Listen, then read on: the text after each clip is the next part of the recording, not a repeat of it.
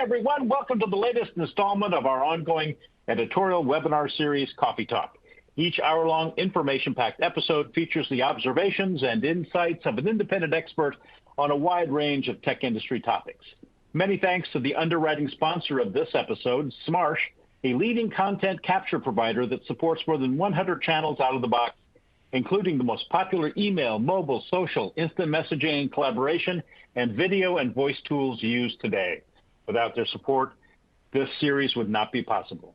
And thanks to you for joining us. I'm John K. Waters, Editor-in-Chief in the Converge 360 group of 1105 Media, and I'll be your moderator. Today's topic is Compliance 101, what IT leaders need to know. And our main presenter is technologist, creator of compelling content, and senior resultant, Howard M. Cohen. Before we get started, just a bit of housekeeping. This episode is being recorded for later access. Keep an eye out for an email with a link to that recording. It'll be coming your way in the next few days. We'll make some time during the talk for some questions. Please feel free to type your queries into the Q&A box at any time. We'll do our very, very best to get to all of them. On the left-hand side of your screen, you'll see some extra resources provided by our sponsor. Be sure to check those out. And as a small thank you to the first 200 attendees who stick with us to the end, we will be sending you a $5 gift certificate to Starbucks. It's a cup of joe to go with the info. Now let me introduce our first presenter.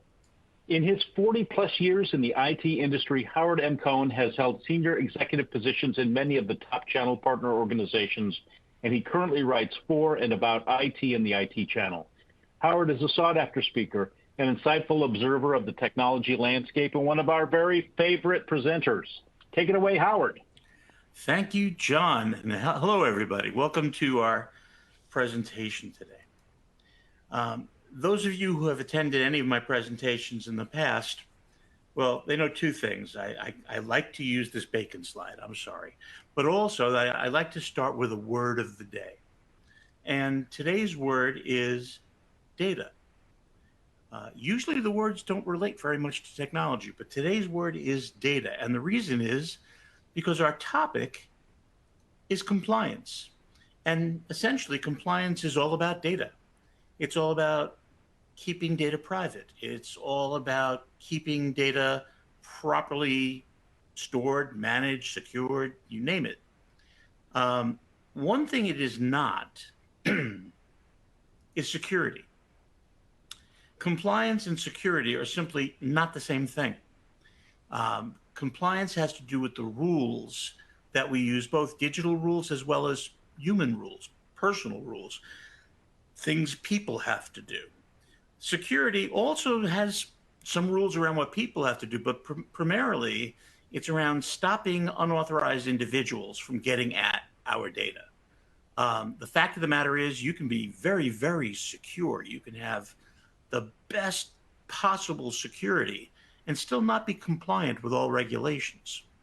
At the same time, you can be compliant with regulations, fully compliant, pass your audit with flying colors, and still not really be totally secure.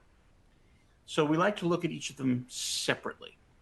Another very important difference about compliance is that it has to be documented. That is to say that it's not enough to put a measure in place. You have to document that it's working. You have to be able to prove that it's doing what it's supposed to do.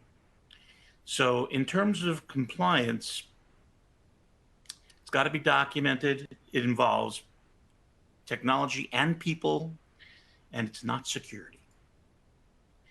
All right, so let's take a look at the reality of the mobile-first world. You may remember that Microsoft Satya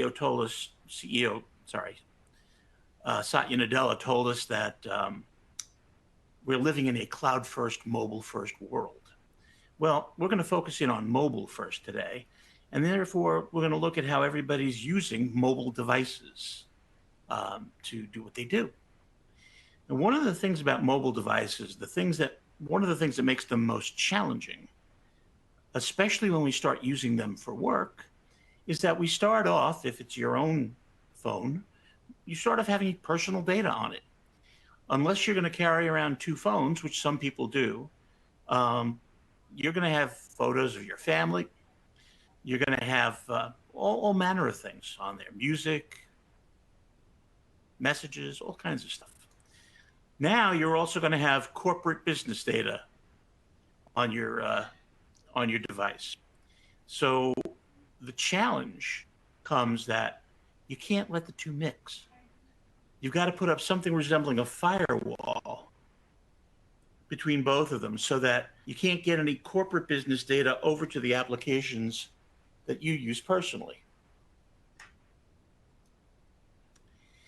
The other thing about this is that the device itself, when we think about what a mobile device does, there's a lot of computing involved, but primarily we really think of it as a communicator, just like Captain Kirk's communicator. Difference being that, well, one difference being that it's not just about voice. For us, it's about all these different data types. We transmit and receive text across our mobile device. Yeah, voice is there, video is there. Surprising that Captain Kirk didn't have that. Your calendar, you have calendar data going back and forth. There are now whiteboard applications that you can share with others and use with others. There are also shared applications so that you can simultaneously edit documents, have a whole team working on one document all at the same time. Then, of course, you have to manage that document, the resulting document. There's also telemetry. In the world of the Internet of Things, we can receive information about which sensors are being tripped or how hot it is around a temperature sensor. Even human beings, people with diabetes, now wear a sensor that will feed back to their mobile device what their current blood glucose is. So there's all manner of telemetry going on out there that we need to be conscious of and know that this is what we're doing with our mobile device. The thing is, when we're talking about compliance, you have all these different data types, and now you've got to keep track of all of them because retention of the data is going to be important. Okay, let's talk about that. In the past, some of us have had tools that we use to record our voice calls.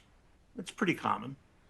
Some of us have had systems in place and tools in place to capture all of our text. And as a matter of fact, most of the messaging platforms will do that for us. There's a different tool for each of these. The problem is that if you're depending upon each of these different tools, what happens when the person who knows how to operate one of them leaves? Suddenly that tool becomes useless. And there are many other problems. There's no contiguity between the tools. So what we recommend is it takes a platform, not a village. In this case, it takes a platform, not a bunch of tools, to be able to keep track of all these different data types, because that's going to become important for us to be able to maintain regulatory compliance. Okay, before we go any further, let's make matters worse. Obviously, when I'm talking about a device that is containing both your own personal data and corporate data, that device probably belongs to you. You probably brought your own device to work with you. And BYOD was a big movement several years ago, and to this day, people are using their own personal devices. Especially during the pandemic, people were using their children's computers in some cases, whatever they could get their hands on to be able to continue working. So BYOD, bring your own device, meant that you're going to keep both your stuff and your company stuff on your mobile device. And you have to keep a wall between the two of them because you can't have them crossing over to each other. Well, now, because of the proliferation of devices and situations and circumstances and regulations and everything else, BYOD now stands for Bring Your Own Disaster. It's very easy for it to become disastrous. What do I mean? Bring your own disaster. First of all the devices. There are more mobile phones in use today than there are people on the planet Earth. There are laptops, there are tablets, there are landline phones back at the office, but all of these have to communicate with each other. They've all got to be in touch with each other. So That's one level. The thing is that any device that's connected to your network, if somebody is logging in, they have to authenticate themselves. But not only do they have to authenticate themselves with a mobile device, the device also has to authenticate itself as being compliant with your network access control system. Network access control interrogates the device to make sure that the device is configured in a way that is compliant with the configuration of the network and therefore won't cause any problems. Now, when we say compliant, immediately you're probably thinking about government regulations like HIPAA. But the fact is there are 3 levels of compliance. The government being the last of them, probably the biggest of them. But it starts with the manufacturer of the products you're using. Each one of them has an end user license agreement, or EULA. I love that word. A EULA that says what you can and can't do with their product. And that legally protects you, and it also legally protects them in some cases. The second level of compliance is your own company. If you're doing it right, you have a set of policies and procedures in place that everybody has to comply with to be using the company's infrastructure in a compliant fashion. Then, of course, there's the government. So 3 levels of compliance to be concerned about. And as with most presentations about this topic, we're mainly going to focus in on being compliant with government regulations. So when you have your device that has your personal data on it and your corporate data on it, that first thing about not letting them get at each other is very important. I mean, if you think about it, if you were to take a report, maybe a very high levels, we've heard a lot about high level confidential reports being mishandled lately. Well, one way of mishandling them is to take your email, your personal email, attach one of those documents to an email and send it to somebody. You have instantly overcome every security measure your company ever put in place. You've punched a hole in it because now company data is getting out through a private channel. And that's why we say there must be a hard wall, or the 2 types of data have to be containerized. There has to be a container for personal data and a container for corporate data. Not for nothing, but if it's a business device and your company's letting you use it for personal use, that's fine. But if it's your device and you leave the company is very likely going to want to erase all of their data. By having them containerized, it makes it possible for them to remove their data without touching your data. So it serves you beginning, middle, and end to make sure that your data is containerized. And this is more for the company's sake than your own, but you want to be compliant as well. There can be no cross communications between corporate data and your personal data. Also, mobile is everywhere, doing everything. We talked about all these different data types before. So when we talk about achieving and maintaining regulatory compliance, here are the stages. First stage is to capture the information in a compliant fashion. Not for nothing, but when you walk through a department store, there are several devices all over the store, many of them, that are trying to read your phone to find out who you are and then track you as you go through the store. That's true on the street. That's true wherever you are. There are constantly sensors trying to find out more information about you by reading your phone. My wife came home recently having looked at a toaster oven at Best Buy. Didn't look it up on her phone, didn't do anything online, just looked at it, just stood there, read the tag in front of it. That's it. From that point forward, she was deluged with ads about toaster ovens on Facebook, you name it, it was everywhere. Why? Because while she was reading that shelf tag, the shelf tag was reading her. It was reading her phone. And it knew who she was, saw that she was standing in front of a toaster oven, and so she's an obvious candidate to promote toaster ovens to. So When we talk about capture, there may come a day when that kind of capture is not feasible in a compliant manner. Today, it is. Once we've captured all that data, we're going to have to store it. And so we talk about archiving all the information we've captured throughout the day. Once you have data stored and you're still capturing data, all of that has to be supervised. There has to be some management in place to make sure that you maintain regulatory compliance. And of course, we do all of this, capturing the data, keeping the data, what have you. We do all of that so eventually we can retrieve the data. Because ultimately, what good is the data unless we're doing something with it? Okay, so let's look at capture. Here's the 4 stages. In capture, we have to capture text messages. There's been a lot of hoopla about that lately. Doesn't matter where those text messages come from.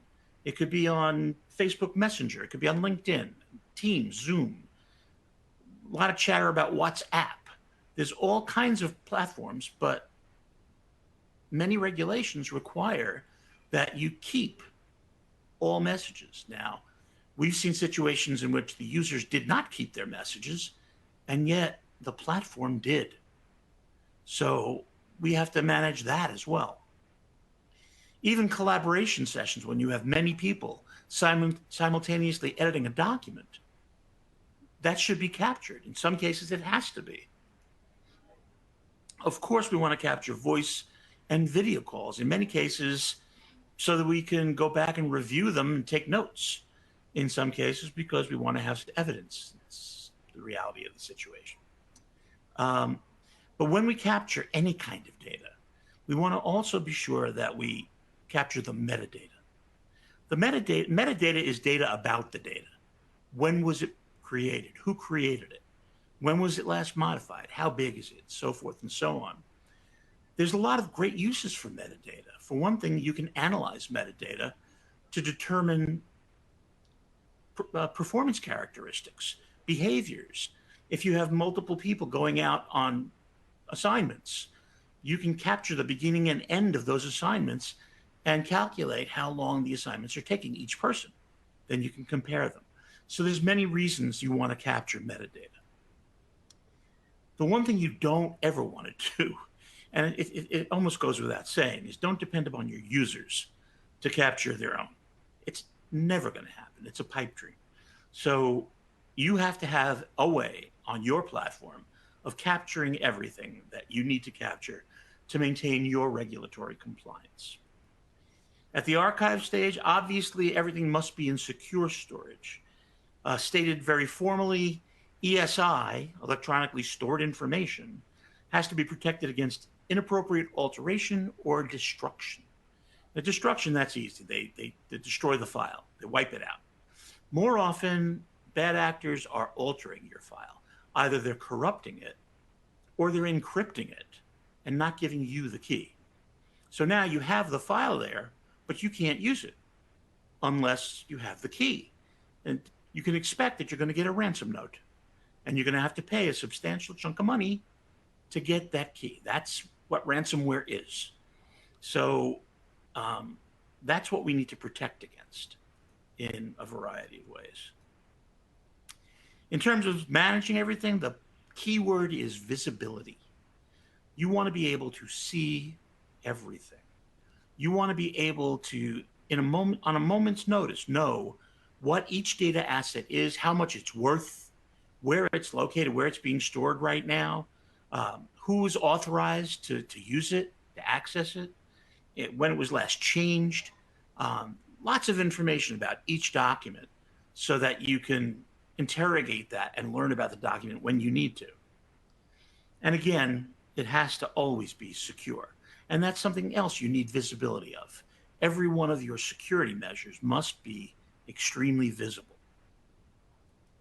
And then finally, in terms of retrieval, it needs to be available for review upon request.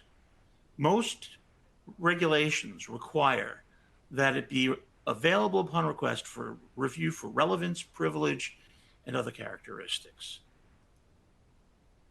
The most The one that's gotten the most press is e-discovery. In the legal world, and actually in the accounting world as well, e-discovery demands that you produce certain documents, certain data entities within a reasonable time frame and at a reasonable cost. And that goes both ways. Nobody can impose an excessive cost on you to retrieve data according to the regulation. The time limit is usually pretty quick. So e-discovery means you've got to be able to very quickly get at any given data asset based on its description so that you can submit it. And by the way, if you're subpoenaed, you have to submit it. You have to give it up. So what if it's not there? Well, there's something called the Federal Rules of Civil Procedure, the FRCP. And basically what they say is that you must retain your data for as long as your policy says you will. You establish the policy, and then you must adhere to the policy. Now, what does that mean? That means that, let's say you establish a policy that you're going to retain data for 10 years after it's created. 10 years. If you lose any piece of data that's less than 10 years old, you're liable. You're out of compliance. And that's a bad thing. Of course, you think you could cover that by simply setting it to 6 months. You know, in 6 months, we'll get rid of everything. And indeed, that limits the time in which you have to have something available. But on the flip side, when you're audited, if they find files that are younger than 6 months, you're out of compliance. Files that are older than 6 months. If they find files that are in excess of 6 months that are still there, you're out of compliance. You have to get rid of it at that 6 month point. You have to do what you say you're going to do. You have to adhere to your own policy. Okay, so now we know what we have to do at all 4 stages of the compliance challenge. What are you up against? What's going on out there in the world that you have to be concerned about?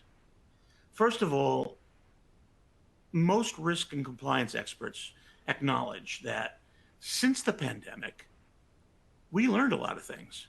We're now much more dependent upon data than we ever were, but we also know how to manage it better. We've been using it more frequently than ever before because we had to.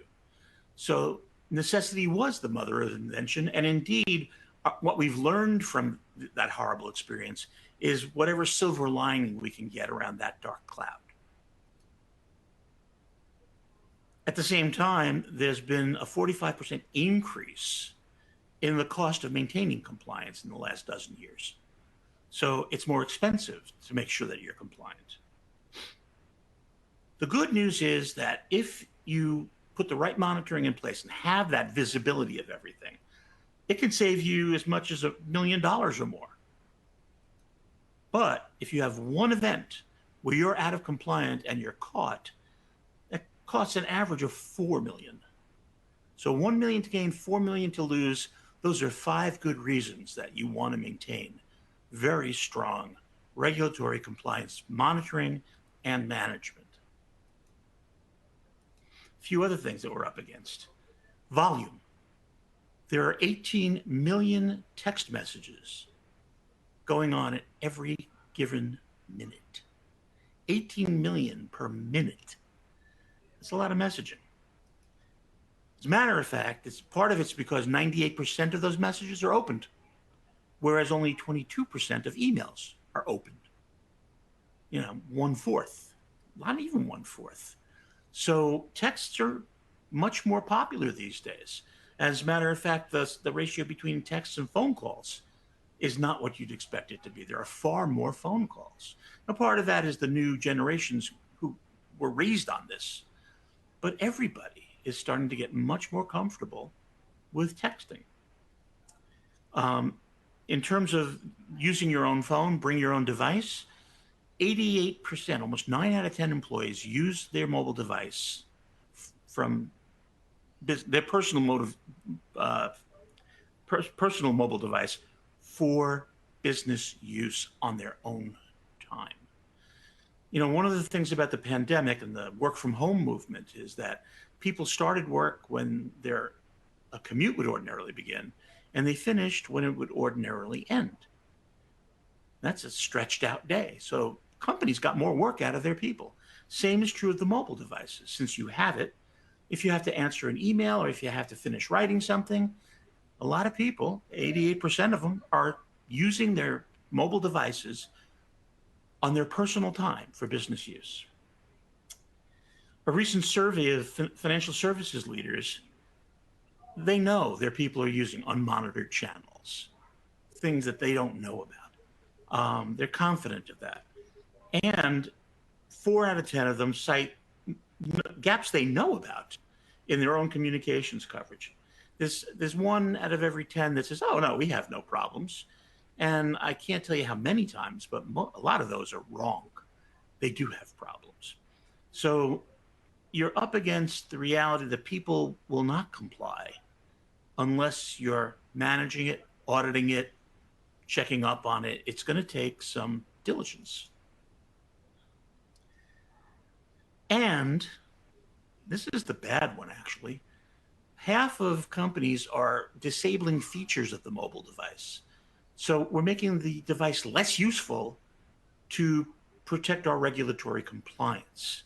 That should not be necessary unless under extreme circumstances, but it's happening every day now. All right, so that's what we're up against. What's at stake? Obviously, what's at stake is money. 2 years ago, in October of 2021, the SEC, Securities and Exchange Commission, opened up a broad inquiry, an investigation into how financial organizations were tracking their use of technical communication, digital communications.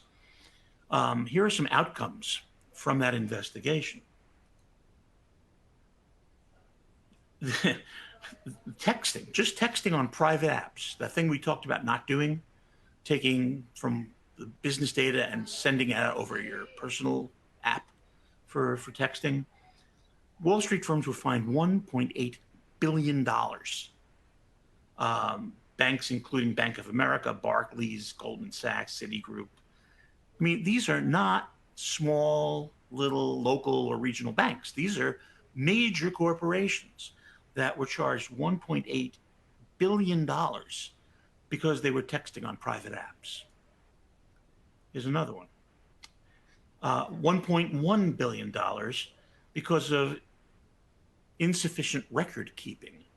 They didn't maintain and preserve record of all of their electronic communications. $1.1 billion in fines for poor record keeping. Now, here's an individual case, JP Morgan. JP Morgan not only used a private app that was extremely well protected, extremely well secured, and they told their people to use WhatsApp because it would help them evade the regulators. That's not smart. I'm sorry. That's just not smart. You know, eventually somebody's going to catch that. If you're telling thousands of people in your employ to use WhatsApp because it'll beat the regulators are going to find that out. And in this case, the SEC charged them $125 million. And the Commodity Futures Trading Commission charged them another $75 million. And so the thing that caught my eye is that even their managers and their senior executives were participating in this. And it really does constitute a scam. So the fines are there to discourage you from doing these things. In the New York Law Journal, just this year, a few months ago, FINRA, the Financial Industry Regulatory Authority, fined one particular broker $200,000 because it didn't retain its business-related text messages. The thing is, that broker-dealer realized what they were doing or what they were not doing, and they turned themselves in. Didn't help. they got fined. Fortunately, the Department of Justice has released many guidelines, all available on government sites, to help you make sure that your data is protected. And by the way, those of you who are eagle-eyed, get that? Notice that it says Environmental and Natural Resources Division. That's not where this guidance comes from, but this is the nicest looking, most vivid seal that the Department of Justice offers. So I decided to use it. The first thing they make clear is that it's not just companies that are subject to regulation that are in trouble. The fact of the matter is, if you're under federal investigation by the FBI or other law enforcement agencies of the government, you want to show them that your compliance is strong, that you're doing it right. They're going to look at how you use third-party messaging apps. And they expect that you're collecting all work-related data and communications.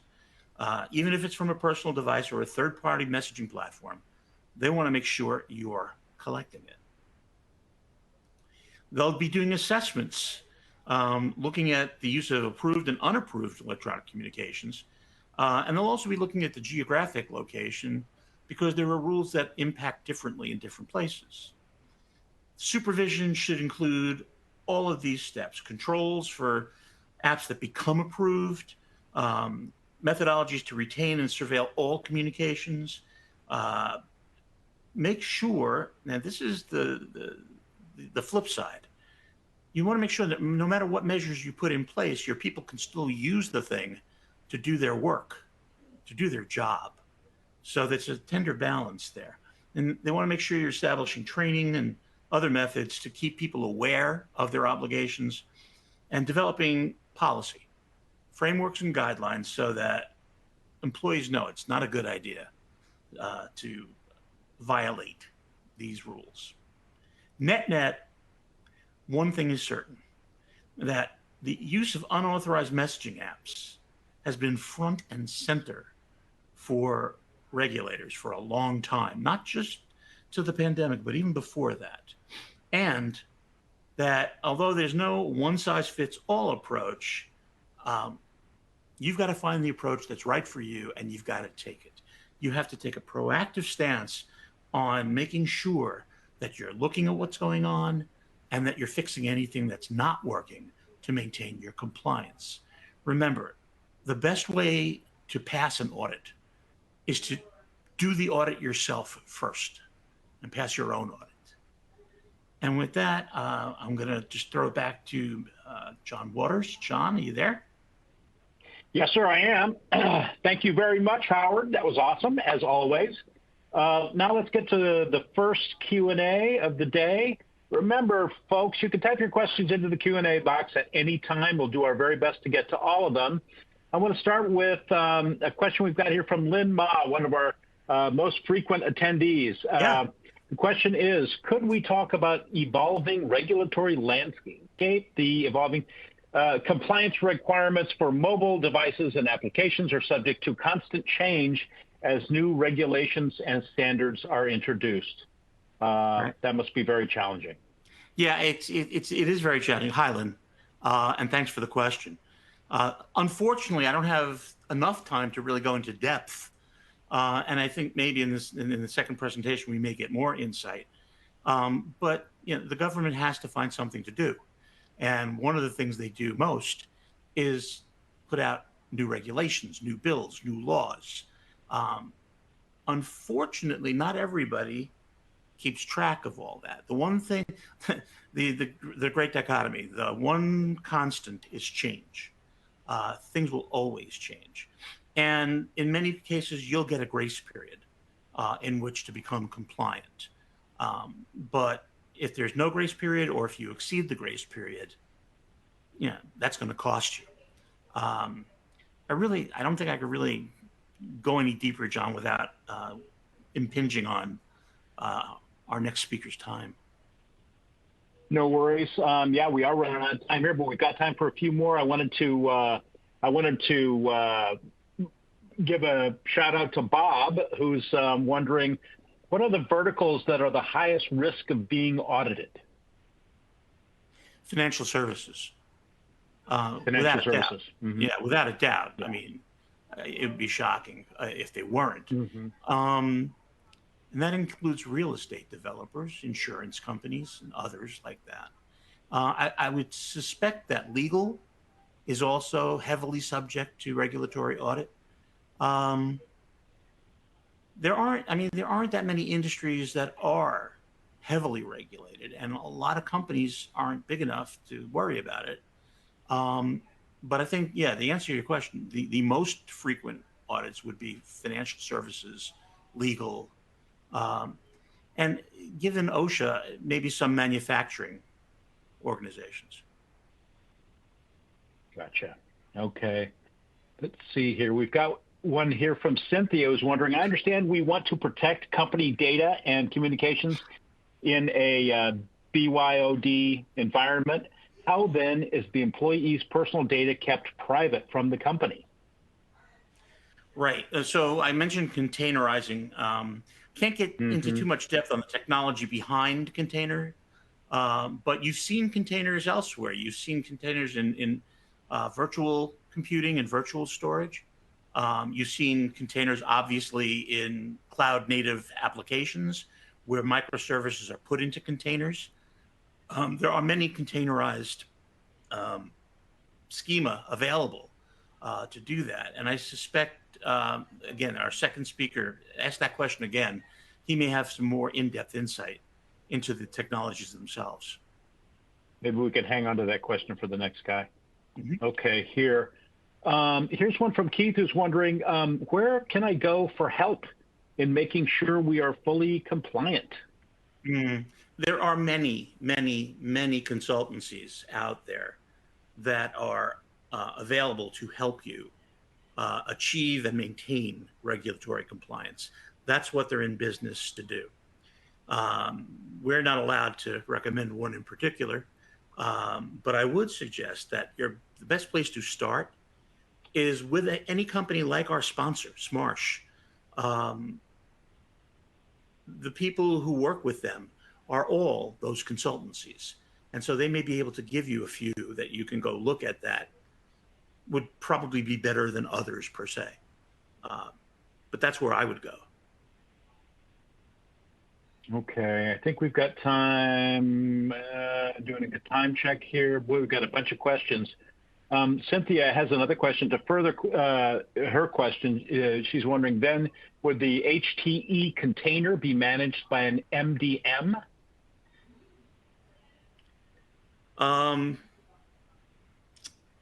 Geez. Give me another question, John, because that would only be useful to very few people on this call. Understood.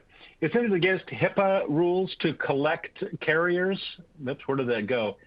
Sorry, I got, isn't it against HIPAA rules to collect this kind of information from patients? Yeah, it is.